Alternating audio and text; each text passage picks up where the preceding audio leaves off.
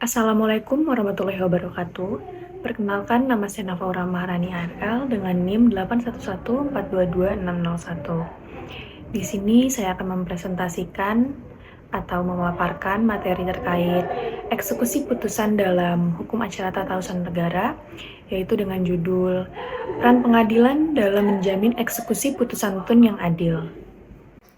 Sebelum masuk ke materinya, hukum acara Tun adalah cabang hukum yang mengatur tata cara penyelesaian sengketa antara warga negara dan pemerintah terkait keputusan tata usaha negara atau KTUN. Dalam peradilan Tun sendiri terdapat eksekusi putusan di mana dalam pengaplikasiannya masih terdapat berbagai tantangan. Dan tantangan ini yang akan menjadi materi yang akan dibahas kenapa eksekusi putusan dalam Tun ini masih belum bisa dijalani dengan baik.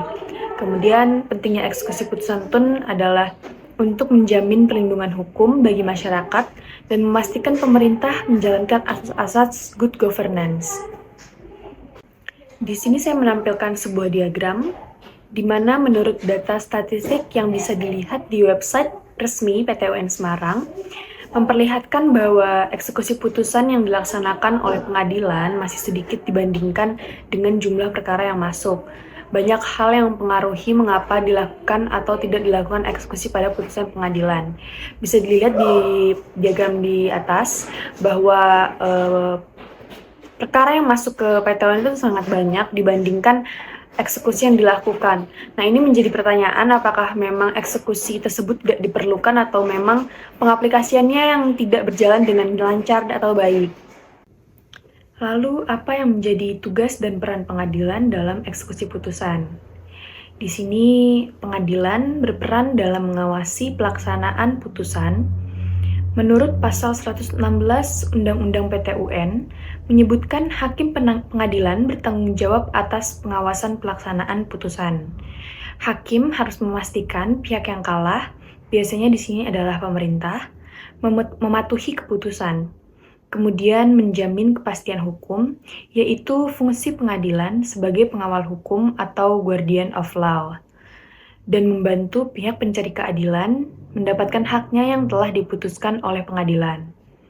Kemudian di sini juga pengadilan dapat memberikan teguran atau doangsom, yaitu memberikan tekanan kepada pihak yang tidak melaksanakan putusan, seperti ancaman denda administratif. Pengadilan juga memfasilitasi di sini yaitu berupa mediasi dalam eksekusi. Jika ada resistensi dari pihak yang kalah, pengadilan bisa menjadi fasilitator dialog untuk solusi. Selanjutnya di sini ada mekanisme eksekusi putusan. Bagaimana sih prosedur eksekusi putusan ini? Prosedur eksekusi putusan biasanya yaitu pihak pemenang dapat mengajukan permohonan eksekusi ke pengadilan.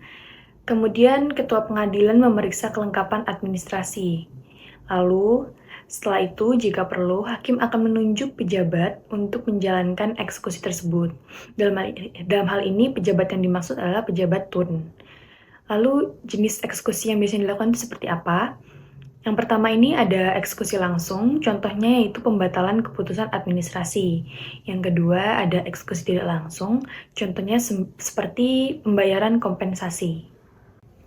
Seperti yang sudah disinggung di awal, pengaplikasian eksekusi putusan ini masih belum maksimal.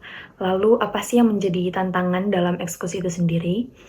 Ini ada 4 macam, yaitu yang pertama, resistensi dari pejabat Tun.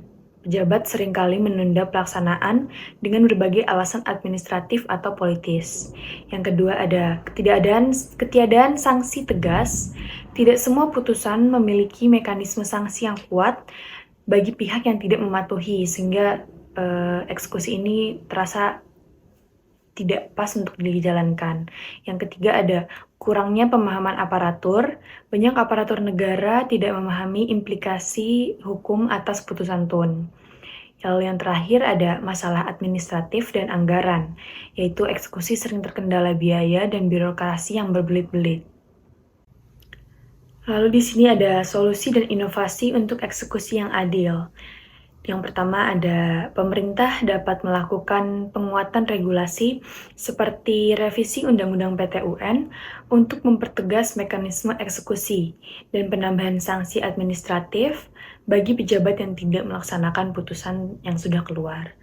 Yang kedua ada pemerintah dapat digitalisasi pengawasan dengan menggunakan teknologi untuk memantau pelaksanaan eksekusi secara transparan.